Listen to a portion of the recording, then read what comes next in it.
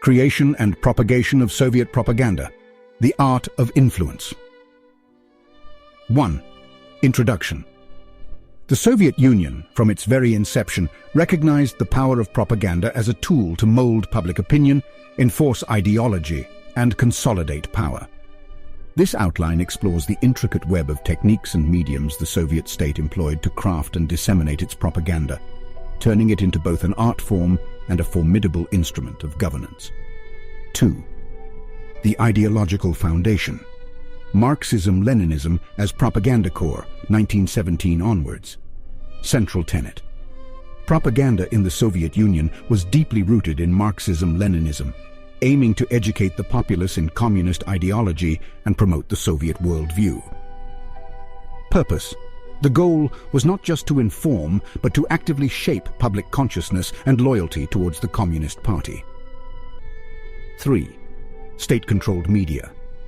Press, radio and film, 1920s to 1930s. Newspapers and journals.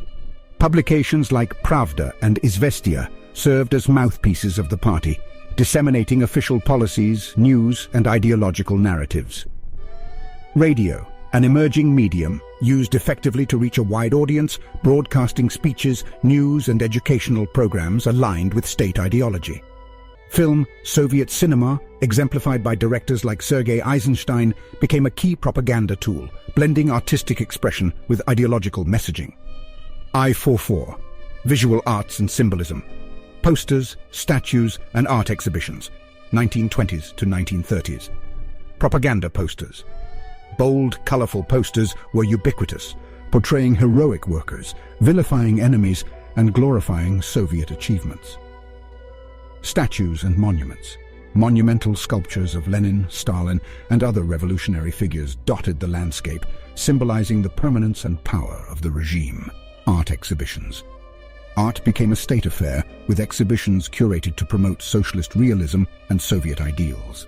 V. Education and youth organizations, shaping minds from early age, 1920s onwards. School curriculum. Education was reformed to include ideological indoctrination, with textbooks and lessons emphasizing Soviet history, Marxist-Leninist theory, and patriotism. Youth organizations. Groups like the Young Pioneers and Komsomol played a crucial role in indoctrinating the youth, promoting loyalty and socialist values. 6. Literature and performing arts, the pen and stage as tools, 1920s to 1930s. Literature. Writers were encouraged to produce works in line with socialist realism, portraying idealized Soviet life and the struggle against capitalist oppressors. Theater and music. Plays and musical performances were used to promote Soviet values, often depicting class struggle and revolutionary themes. C. 7. The cult of personality, glorifying leaders as demigods, 1920s to 1950s. Stalin's cult of personality, extensive use of media and art to elevate Stalin, and earlier Lenin, to a near-divine status, omnipresent in every aspect of Soviet life. Impact. This cult reinforced the infallibility of the leader and the inevitability of the Soviet system. The Soviet Union's use of propaganda was comprehensive and multifaceted, leveraging a wide range of mediums to instill its ideology across diverse aspects of life. This state-controlled narrative played a critical role in maintaining the regime's power and influencing the perceptions and beliefs of generations.